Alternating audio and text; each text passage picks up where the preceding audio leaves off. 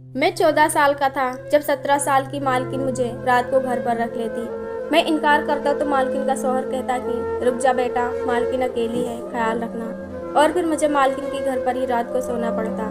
लेकिन एक रात मालकिन ने मेरे होश उड़ा दिए जब आधी रात को बेड पर। मेरा नाम अमान है और मेरी उम्र 25 साल है।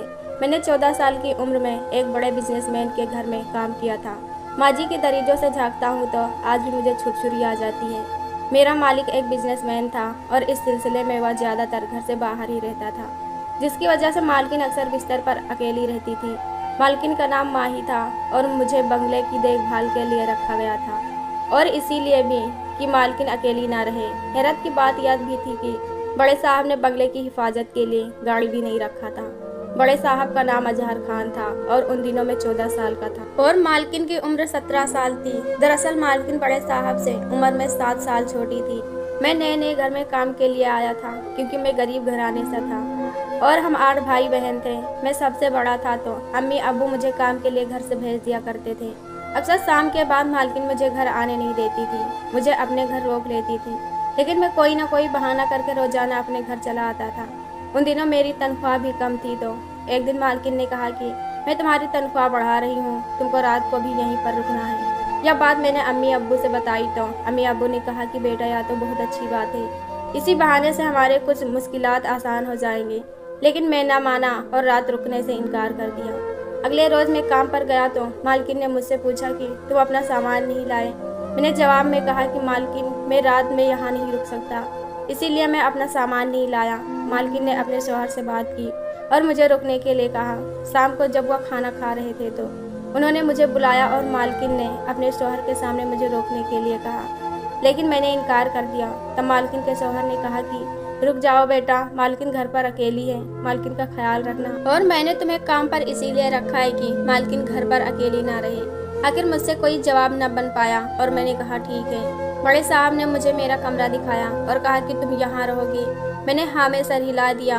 अब मैं रात को 10 बजे तक घर की ड्यूटी देता और उसके बाद जाकर सो जाता।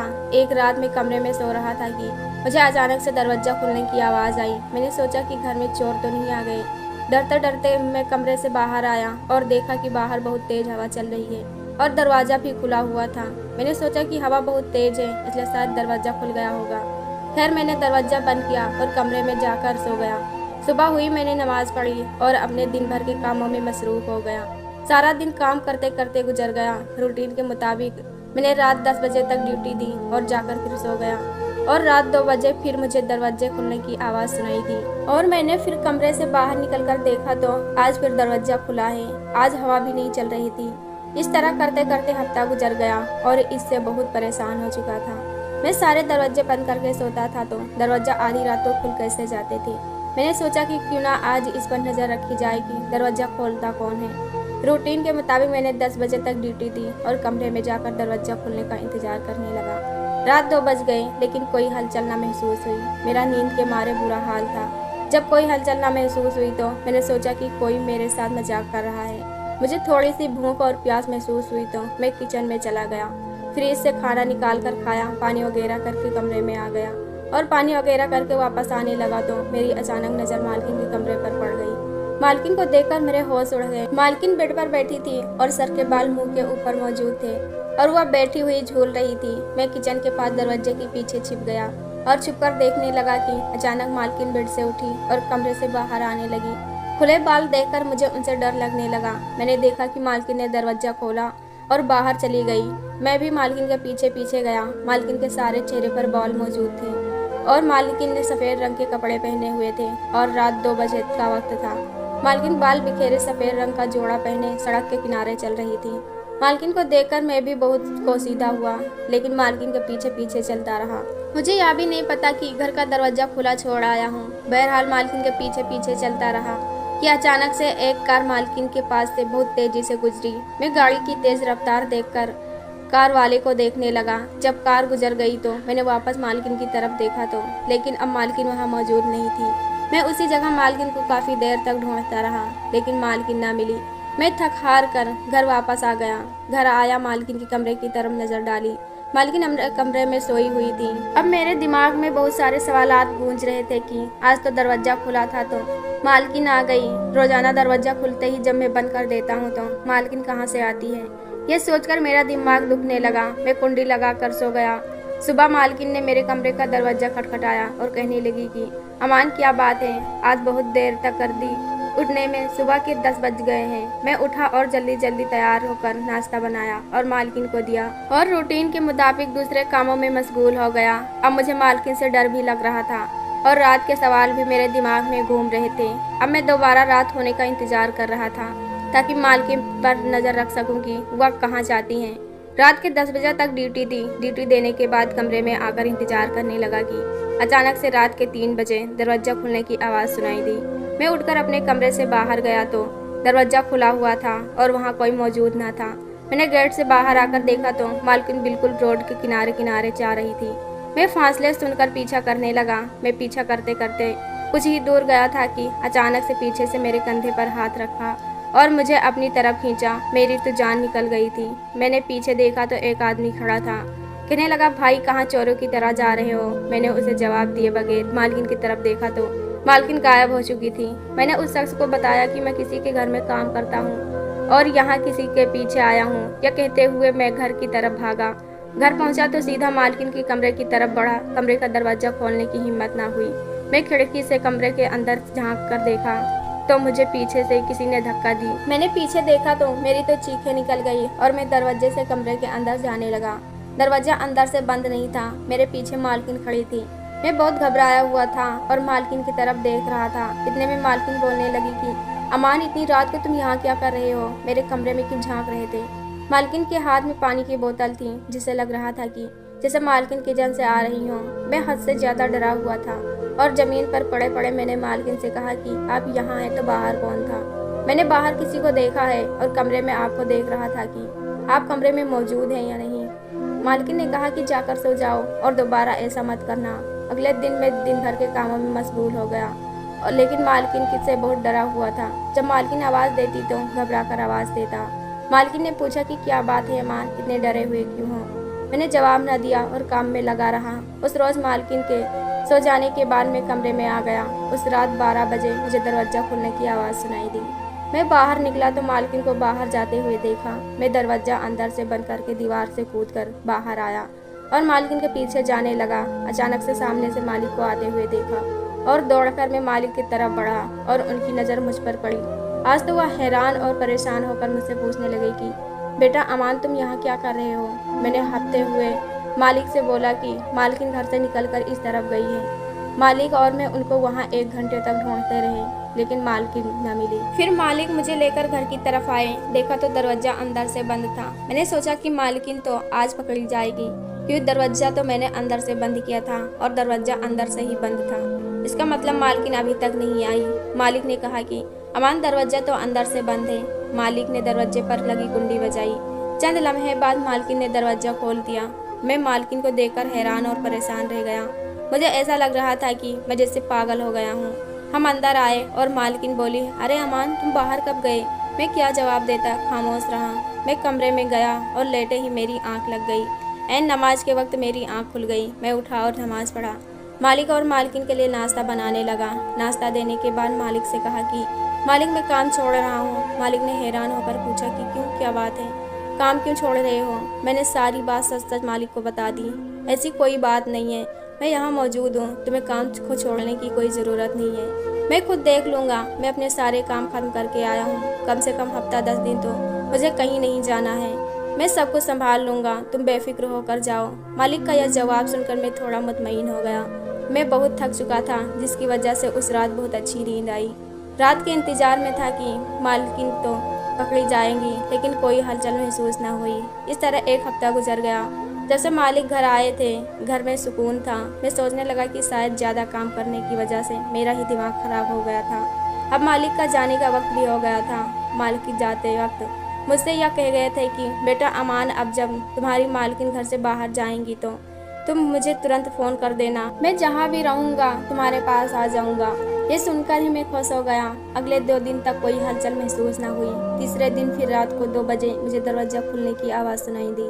मैंने मालिक को फ़ोन कर दिया कि मालकिन घर से बाहर निकल गई है। मैं मालकिन के पीछे पीछे जा रहा था और मालिक को उनके लोकेशन के बारे में बता रहा था कि अचानक से मैंने देखा कि रोड पर मालिक की गाड़ी आ गई। मालिक ने गाड़ी जाकर मालकिन के पास रोक दी और मालिक तेजी से गाड़ी से नीचे उतरे। मालकिन का हाथ पकड़कर गाड़ी में बिठाया और गाड़ी को तेजी से लेकर निकल गए। वहाँ कुछ फासले पर एक जंगल मौजूद था। मैंने मालिक को वहाँ जाते देखा। मैं परेशान होकर सोचने लगा कि मालिक को तो घर जाना चाहिए था कि ये जंगल की तरफ क्यों जा रहे हैं। मैंने मालिक का पीछा करने को सोचा। मैं भी मालिक के पीछे पीछे जंगल के अंदर चला गया। इस घने जंगल के अंदर पुरानी लकड़ी से बना एक कमरे का छोटा सा घर था। वहाँ मैंने मालिक की गाड़ी को खड़े देखा, लकड़ी के टूटे दरवाजे से अंदर झांक कर देखा और जो कुछ सुना एक बार में तो हिल गया। मालिक और मालकिन आमने सामने कुर्सी पर बैठे हुए थे। मालिक कह रहे थे, और बताओ मुझे। मालकिन चुप रही। मालिक ने दोबारा मालकिन से पूछा, माही बताओ मुझे कब से मेरा पीछा कर रही हो। सब कुछ मुझे साफ साफ बताओ वरना मैं तुम्हें यहीं पर मार दूंगा। मालकिन ने कहा कि तुम यही काम बहुत अच्छे तरीके से कर सकते हैं। मैं तुम्हारा पीछा उस वक्त से कर रही हूँ जब मुझे मालूम हुआ कि तुम ड्रग्स का बिजनेस कर रहे हो। मालिक घबरा कर बोले, क्या मतलब है तुम्हारा? ये कैसी बातें कर रही हो? क्या पागल हो गई हो तुम? मालकिन कहने लगी, बस कर दो अजहर, कितना झूठ बोलोगे। है ऐसो असरत रुपया पैसा चंद लम्हों में कोई इतनी जल्दी कैसे तरक्की कर सकता है?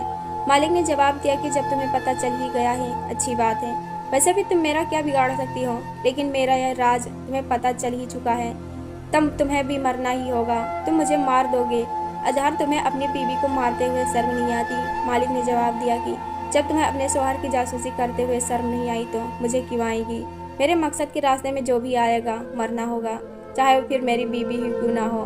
वैसे भी लोग कामयाबी देखते हैं, क्या नहीं देखते कि उसने कामयाब होने के लिए कौन सा रास्ता चुना है। मालकिन हंसी और जोर से बोली, क्या तुमने मुझे बेवकूफ समझ रखा है? क्या तुम्हें मालूम नहीं है कि मैं ब्रिगेडियर उस्मान की बेटी हूँ, जो कि ISI के ब्रिगेडियर हैं?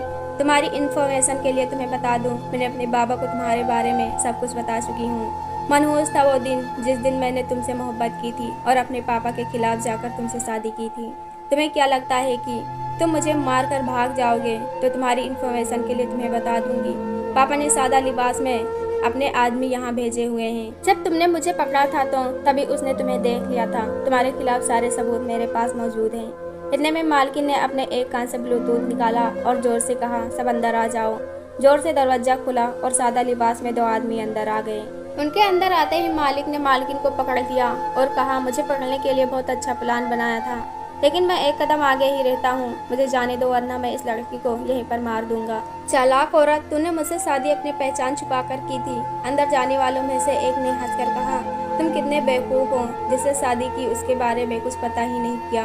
मालकिन ने कहा कि इसका कोई फायदा नहीं है अजहर, तुम मुझे मार कर यहाँ से भाग नहीं सकते। मालिक ने यह सुनते ही मालकिन को उन आदमियों पर धक्का दिया और फौरन खिड़की से कूदकर बाहर निकल गया। मैं यह सब चुप कर देख रहा था। 15 मिनट बाद 2 आदमी वापस आकर कहने लगे, मैडम, बुरी खबर यह है कि वह भाग चुका है और अच्छी खबर यह है कि हमने उसकी गाड़ी में ट्रैकिंग डिवाइस लगा दी है, जिससे वह जहाँ जाएगा पता चल जाएगा और हम उसे आसानी से ट्रेस कर सकते हैं। इतने में मालकिन की नज़र मुझ पर पड़ी और उन्होंने अपने एक साथी को मुझे लाने के लिए कहा। मैं भागने की कोशिश की लेकिन पकड़ा गया। मुझे मालकिन के पास लेकर गए। मालकिन ने मुझसे पूछा, अमान, तुमने क्या सुना है? मैं सर झुकाकर बोला, मालकिन, मैंने सब सुन लिया है। मालकिन के पास जो आदमी मौजूद थे उनसे मालकिन ने कहा कि अमान को गाड़ी में बिठाओ। उन आदमियों ने मेरे आंख पर पट्टी बांधी और मुझे गाड़ी में बैठा दिया। मालकिन ने उन आदमियों से कहा कि अजहर को ट्रेस करो कि वह कहाँ है। जंगल से बाहर आते ही गाड़ी एक जगह रुक गई। इतने में उन आदमियों ने कहा कि हमने अजहर को ट्रेस कर लिया है, वह इस वक्त हमसे 15 मिनट के फासले पर मौजूद हैं। तुम ऐसा करो कि लोकेशन को गूगल मैप में डालो और रोड से स्टार्ट कर दो, या गूगल हमें रोड्स बताएगा। गूगल के रोड के मुताबिक एक जंगल में जा पहुँचे, मतलब गाड़ी यहीं पर मौजूद है। यकीनन अजहर इस बंगले में ही मौजूद होगा। चलो देखते हैं। मालकिन और उनके दोनों साथी गाड़ी से नीचे उतरे और बंगले के अंदर घुस गए। मालकिन ने कहा कि अजहर भागने की कोशिश मत करो, क्योंकि यह बेकार है। सिर्फ ना तुमने मुझे धोखा दिया है, बल्कि तुम मासूम इंसानों की जिंदगियों से खेल रहे थे, इसलिए हम तुम्हें यहाँ से लिए बगैर वापस नहीं जाएंगे। अजहर ने मजामत की लेकिन पकड़ा गया। मालकिन के आदमियों ने मालिक को गाड़ी में बिठाया और चले गए। और इसके बाद मालकिन ने मुझसे कहा, अमान, हम तुम्हारे साहब की गाड़ी में तुम्हारे घर जाएंगे। मुझे माफ़ कर देना, मेरा मकसद तुम्हें डराना नहीं था। मैं सिर्फ चाहती थी कि तुम मेरे मुजरिम शौहर को बुलाओ और मैं उसका जुर्म खुद उसके मुंह से निकलवाऊँ। तुमने बिल्कुल वैसा किया जैसा मैं चाहती थी। मेरे लिए यह सब कुछ बहुत मुश्किल था, मगर मैं तो मालकिन पर हैरान था कि इतनी छोटी उम्र में कितनी बहादुर थी। यकीनन उस दिन मैं उनसे बहुत मुतासिर हुआ था। दोस्तों, ये कहानी कैसी लगी कमेंट बॉक्स में ज़रूर बताएं। वीडियो को लाइक करो, चैनल को सब्सक्राइब करो। ऐसी कहानी आपके लिए लाते रहेंगे। धन्यवाद।